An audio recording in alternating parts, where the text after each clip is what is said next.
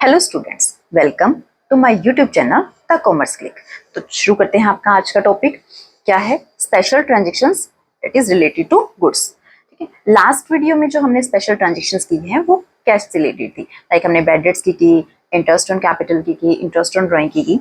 आज का जो हमारा टॉपिक है उसमें हम जो स्पेशल एंट्रीज करने जा रहे हैं वो किसके लिए करेंगे, अपनी गुड्स के लिए करेंगे। तो चलिए स्टार्ट करते हैं। जो सबसे पहला है हमारा क्या है टॉपिक, ड्रॉइंग्स इन गुड्स।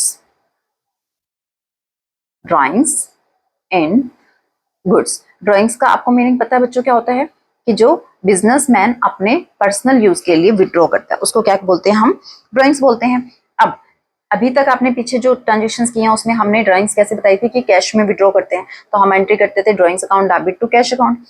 अगर वो बैंक से पैसा विड्रॉ करते थे पर्सनल यूज के लिए बिजनेसमैन तो drawings account debit to bank account करते थे। बट इस कंडीशन में क्या किया है, बिजनेसमैन ने अपने पर्सनल यूज के लिए बिजनेस में से गुड्स विड्रॉ करी है। अब गुड्स कैसे विड्रॉ कर सकते हैं, चलो एग्जांपल लेते हैं। सपोज एक बिजनेसमैन है, ठीक है, उसका जो है वॉचेस का बिजनेस है। अब उसने क्या किया है, एक वॉच अपने लिए या उसने किसी को गिफ्ट करनी थी इसलिए वो अपने घर ले गया।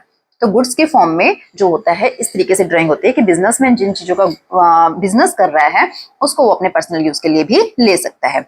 तो अब ड्राइंग्स है, ड्राइंग्स तो हमेशा क्या होती है अपनी एंट्री में डेबिट।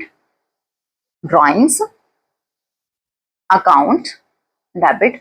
अब टू में क्या लिखेंगे, गुड्स तो कोई अकाउंट नहीं होता, ठीक है ना, गुड्स तो अकाउंट हमने बढ़ा ही नहीं कि बिजनेस में गुड्स अकाउंट तो लिखना ही नहीं है। तो हम यहाँ क्या लिखेंगे, टू में परचेज अकाउंट। क्या लिखेंगे, टू परचेज अकाउंट। अब कई बच्चे कहेंगे कि परचेज तो हमेशा क्या होता था, जनरल एंट्री में डेबिट होता था। तो इसमें क्या कर रहे हैं, जब बिजनेस में से जो हमारी गुड्स है वो कॉस्ट प्राइस पर बाहर जा रही है, ठीक है, हमने इसमें कोई प्रॉफिट मार्जिन नहीं लिया है, कॉस्ट प्राइस पर जो गुड्स है बिजनेस से बाहर जा रही है, तो उस कंडीशन में हमारा क्या होता है, परचेज अकाउंट क्रेडिट हो जाता है। क्लियर है। Narration, goods taken for personal use, ठीक है, कि पर्सनल यूज के लिए गुड्स विड्रॉ की गई है, निकाली गई है। आई थिंक क्लियर है दिस वन। सेकंड हम करते हैं, सेकंड क्या है हमारा, गुड्स, जो गुड्स हैं हमने चैरिटी में दी है तो goods given away as charity. Clear, transaction समझ में आई, क्या बोला गया है कि जो गुड्स है वो चैरिटी में दी गई है, ठीक है, दान में दी गई है। अब चैरिटी हमारे लिए क्या है, एक्सपेंस है, और एक्सपेंस क्या करते हैं हम, डेबिट। तो चैरिटी अकाउंट डेबिट। टू में क्या दिया है, गुड्स दी है, तो गुड्स के लिए क्या बढ़ जाएगा, परचेज अकाउंट, जैसे ऊपर लिखा था ना हमने, क्योंकि ये भी बिजनेस में से एट द कॉस्ट प्राइस पर ही बाहर गई है। क्लियर है। तो यहां हम नरेशन लिख देंगे इसकी, goods given away as charity. I think clear है कि जब हम गुड्स जो है चैरिटी की फॉर्म में देते हैं तो charity account debit to purchase account. अगर यही बच्चों कैश के फॉर्म में देते हैं, अगर हम किसी को चैरिटी देते हैं कैश में तो क्या जनरल एंट्री बनती है, charity account debit to cash account, ठीक है। जब गुड्स के फॉर्म में दिए तो क्या बनेगी, charity account debit to purchase account. Clear है। नेक्स्ट हम थर्ड करते हैं अपना, goods distributed as free samples. Goods distributed as free samples। ये फ्री सैंपल्स के रूप में जो है गुड्स डिस्ट्रीब्यूट की गई है। कई बार ऐसा होता है कि जो हमारी गुड्स होती है हम उसको फ्री सैंपल्स के रूप में लोगों को बांटते हैं कि आप इनको यूज कीजिए, और अगर उनको अच्छा लगता है तो हमारे वो फिर जो मेन प्रोडक्ट होता है वो उस पर शिफ्ट हो जाते हैं, वो हमारा प्रोडक्ट जो है परचेज करते हैं। तो फ्री सैंपल के रूप में जब भी हम गुड्स डिस्ट्रीब्यूट करते हैं तो हमारा पर्पज क्या होता है, एडवर्टाइजमेंट का होता है। किसका होता है, एडवर्टाइजमेंट का। तो इसके लिए हमने जो एक्सपेंस है हमारा वो फ्री सैंपल नहीं है बच्चों, हमने क्या वर्डिंग यूज करनी है, एडवर्टाइजमेंट। क्या वर्ड यूज करना है, एडवर्टाइजमेंट एक्सपेंसेस अकाउंट डेबिट। अब टू में क्या दिया हमने, गुड्स दिए ना, और गुड्स के लिए क्या लिखेंगे, परचेज अकाउंट। क्लियर है।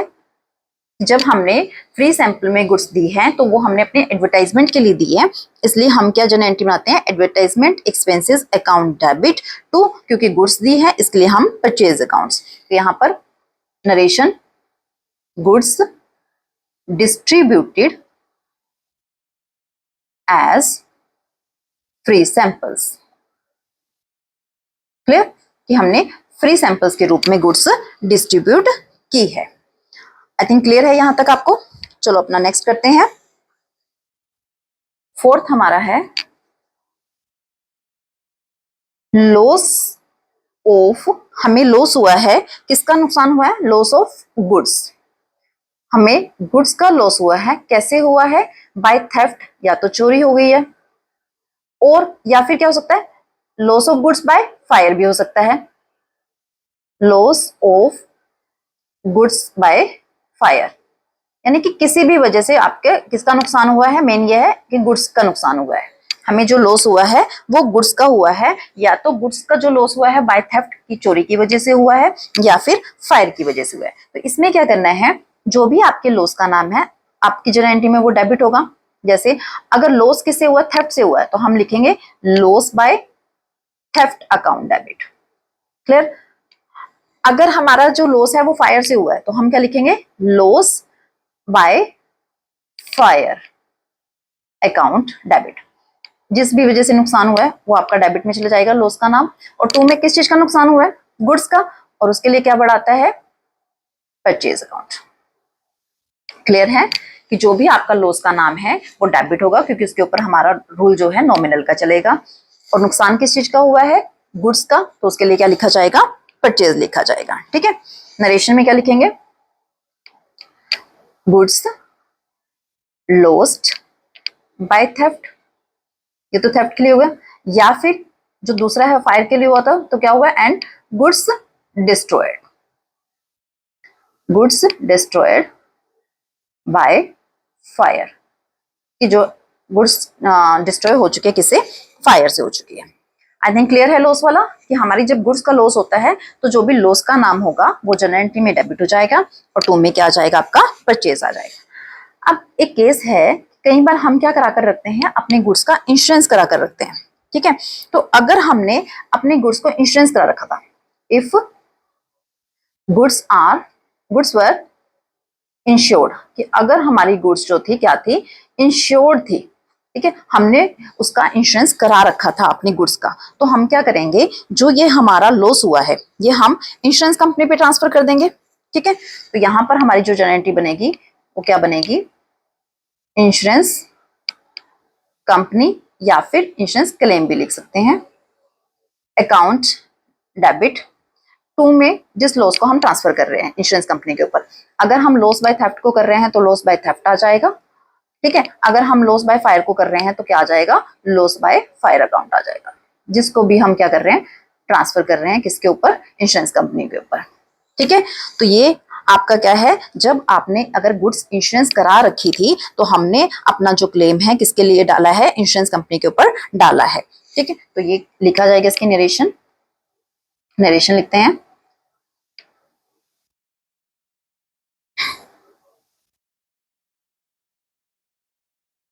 ठीक है, कि हमने इंश्योरेंस कंपनी पर इंश्योरेंस क्लेम को अपना ट्रांसफर कर दिया है। क्लियर है। ये किस केस में बननी है, जब आपने गुड्स इंश्योरेंस करा रखी है तब। अगर गुड्स इंश्योरेंस नहीं करा रखी फिर हमारा सिर्फ यही जर्नल एंट्री बनेगी, ये वाली नहीं बनेगी। क्लियर है। कि गुड्स इंश्योरेंस करा रखी है तो उस टाइम पे हम इंश्योरेंस कंपनी के ऊपर जो है हम अपना लॉस जो है ट्रांसफर कर देंगे। ठीक है। अब इसमें भी आगे दो केस हैं। ठीक है। आपने इंश्योरेंस कंपनी पर क्लेम कर दिया कि हमारा इतना गुड्स का नुकसान हो गया और हमें इतना पैसा आप दे दीजिए, पे करिए, क्योंकि हमने इंश्योरेंस करा रखा है। बट इसमें दो केस हैं। कई बार तो क्या होता है, जो इंश्योरेंस कंपनी है वो आपका फुल अमाउंट क्लेम एक्सेप्ट कर लेती है, कि आपने जितने का क्लेम किया, मान लीजिए आपका 1 लाख का जो है गुड्स डिस्ट्रॉय हो गया फायर में, तो आपने उसको 1 लाख रुपए का जो है इंश्योरेंस क्लेम कर दिया कि हमें हमारा जो गुड्स है वो लॉस बाय फायर हुआ है 1 लाख से, तो हमें 1 लाख रुपीज चाहिए। अब कंडीशन है, अगर इफ फुल अमाउंट, जितना भी आपने क्लेम किया, फुल अमाउंट जो था किसका, क्लेम का, if full amount of claim is admitted by the insurance company, कि अगर इंश्योरेंस कंपनी फुल क्लेम को एडमिट कर लेती है, कि वो मान लेती है कि हाँ आपका जो नुकसान हुआ है जितने का आप बोल रहे हो 1 लाख का, और हम आपको पूरा 1 लाख रुपीस दे देते हैं, तो उस टाइम पे तो क्या बनेगा, bank account debit to insurance company. ठीक है, कि हमें इंश्योरेंस कंपनी से पूरा पैसा मिल जाएगा अगर वो फुल अमाउंट जो है क्लेम कर लेती है। नरेशन इसमें बन जाएगी इंश्योरेंस क्लेम रिसीव। ठीक है, वो मिल गया है। अब केस सेकंड है, अगर insurance company full claim admit नहीं करती है तब क्या बनता है, if insurance company does not admit full claim, आपने जितना क्लेम किया वो एक्सेप्ट ही नहीं कर रही है इंश्योरेंस कंपनी। आप बोल रहे हो कि 1 लाख का नुकसान हुआ है, पर जब इंश्योरेंस कंपनी कैलकुलेशन कर रही है तो वो बोल रही है कि आपको सिर्फ हम 70,000 देंगे, यानी कि आपने जितना क्लेम किया इंश्योरेंस कंपनी फुल क्लेम नहीं कर रही है। तो उस केस में क्या एंट्री बनेगी, जितना हमें इंश्योरेंस क्लेम मिलेगा उतना अमाउंट हमारा जाएगा बैंक अकाउंट में। ठीक है, जैसे अभी एग्जाम्पल में कंपनी ने, इंश्योरेंस कंपनी ने कितना एडमिट किया, 70,000, तो 70,000 जो हमें रिसीव होगा क्लेम में से, that is gone under the head of bank account. और जो हमें नहीं मिला, यानी कि 30,000 नहीं मिला, वो हमारे लॉस के नाम से ही जाएगा। लॉस बाय थेफ्ट है तो लॉस बाय थेफ्ट जाएगा, अगर लॉस बाय फायर है तो लॉस बाय फायर जाएगा। ठीक है, जिस भी नाम से वो लॉस है उसके नाम से ही वो जाएगा डेबिट में। और टू में क्या जाएगा, इंश्योरेंस कंपनी।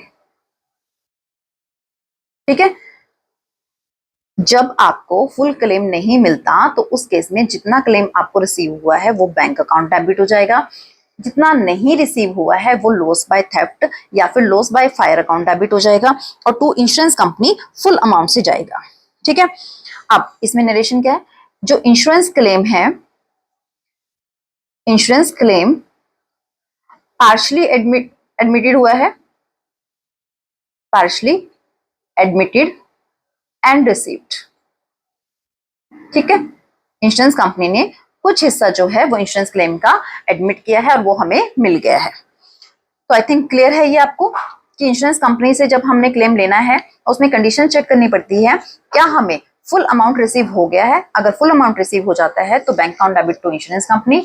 अगर फुल क्लेम नहीं मिलता, हाफ मिलता है या पार्शली, कुछ भी अमाउंट हो सकता है, 50% भी मिल सकता है, 30% भी मिल सकता है, तो जितना भी ट्रांजेक्शन में बोला गया है उस अकॉर्डिंग जो अमाउंट आपको रिसीव होगा वो जाएगा आपका बैंक अकाउंट डेबिट में। जो आपको नहीं मिला है वो आपका लॉस बाय थेफ्ट या फिर लॉस बाय फायर अकाउंट में जाएगा और इंश्योरेंस कंपनी के सामने आपका पूरा अमाउंट आ जाएगा। क्लियर है? तो आई होप आपको आज की वीडियो अच्छी लगी होगी, इसमें जो कंटेंट आपको समझाया गया वो आपको समझ आ गया होगा। तो चलो मिलते हैं अपनी नेक्स्ट वीडियो में। Thank you so much.